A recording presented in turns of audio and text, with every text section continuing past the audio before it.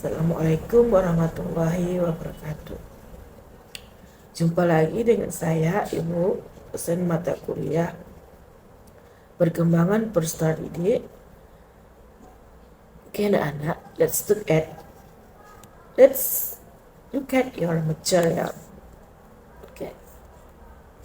Hari ini kita membahas perkembangan kepribadian. Menurut beberapa ahli, menurut Jordan Alford, sesuatu yang bisa berubah secara teratur, bertumbuh dan berkembang.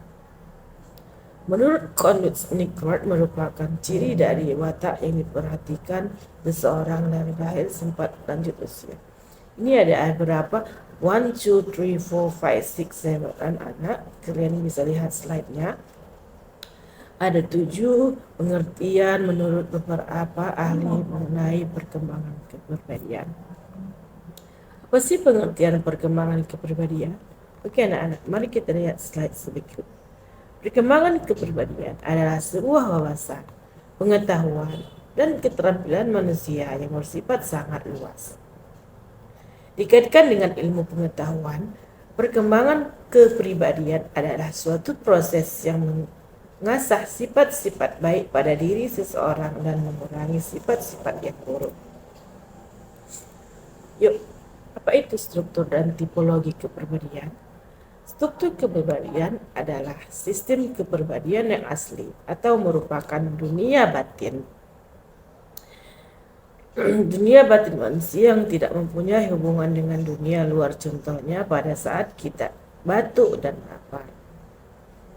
Ego adalah komponen kepribadian yang bertanggung jawab untuk menangani dengan realitas, contohnya suara hati untuk memutuskan makan atau tidak.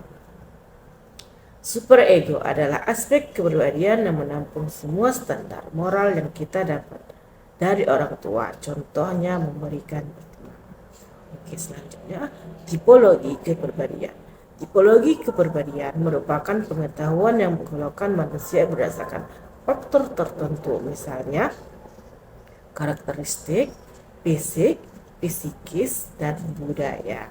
Contoh dari karakteristik: pemalu, pendiam, pemarah, dan penyabar.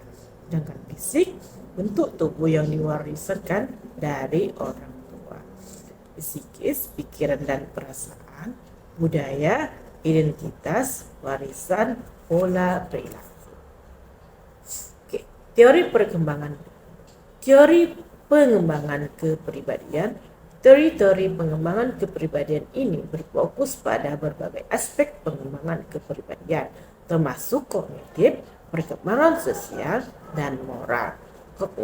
Perkembangan kognitif adalah tahap-tahap perubahan yang terjadi dalam rentang kehidupan manusia untuk memahami, mengolah informasi, memecahkan masalah, dan mengetahui sesuatu.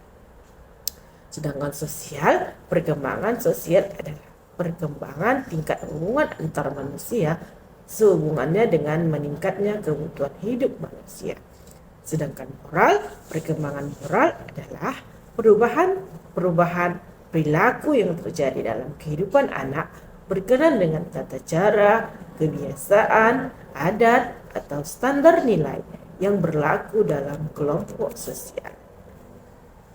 Fase perkembangan kepribadian. Fase awal atau pertama dimulainya sejak anak mulai berusia 1 hingga 2 tahun.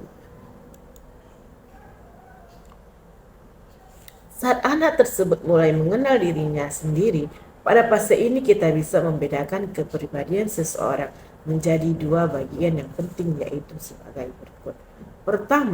Bagian pertama berisi unsur-unsur dasar atas berbagai sikap yang disebut dengan attitude, yang kurang lebih bersifat permanen dan tidak mudah berubah di kemudian hari. Unsur-unsur itu ialah struktur yang berkepribadian atau basic personality structure and capital personality. Kedua unsur tersebut merupakan sifat dari manusia yang telah dimiliki sebagai warisan biologis dari orang tuanya. Bagian kedua berisi unsur-unsur yang terdiri atas keyakinan-keyakinan atau anggapan-anggapan yang lebih fleksibel, yang sifatnya mudah berubah atau dapat ditinjau kembali di kemudian hari. Dan selanjutnya fase kedua. Untuk fase ini merupakan fase yang sangat efektif dalam membentuk dan mengembangkan bakat-bakat yang ada pada diri seseorang anak. Fase ini diawali dari usia 2 hingga 3 tahun. Fase ini merupakan sesuai dengan tipe pergaulan yang ada di lingkungan, termasuk struktur tata nilai maupun struktur budayanya, dengan tipe-tipe perilaku yang khas yang nampak dalam hal-hal berikut.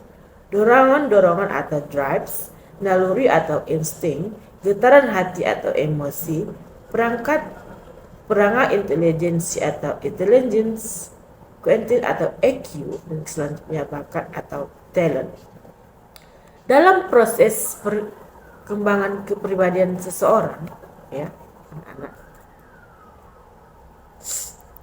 Dalam proses perkembangan kepribadian seseorang, fase ini merupakan terakhir yang ditandai dengan semakin stabilnya perilaku-perilaku yang khas dari orang-orang tersebut. Pada fase ketiga ini terjadi perkembangan yang relatif tepat, yakni dengan terbentuknya perilaku-perilaku yang khas sebagai kepribadian yang bersifat abstrak. Setelah kepribadian terbentuk secara permanen, maka dapat diklasifikasikan 3 tipe kepribadian, yakni kepribadian normatif, kepribadian otoriter, dan kepribadian perbatasan.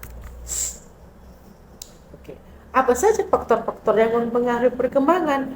Oke, mari kita lihat slide sebagai berikut. Pertama, lingkungan alam. Yang kedua, genetik. Yang ketiga, kebudayaan. Yang keempat adalah Pertama tadi, lingkungan alam adalah pola perilaku masyarakat yang dipengaruhi lingkungan alam. Contohnya perbedaan iklim dan sumber daya alam yang menyebabkan manusia harus menyesuaikan diri dengan alam. Yang kedua, genetik merupakan manusia mempunyai biologis yang unik, berbeda dengan orang lain. Contoh, anak kembar sekalipun mempunyai karakteristik yang berbeda. Yang ketiga, kebudayaan. Kebudayaan adalah nilai-nilai norma yang mengatur perilaku dan mempengaruhi perbentukan pribadian.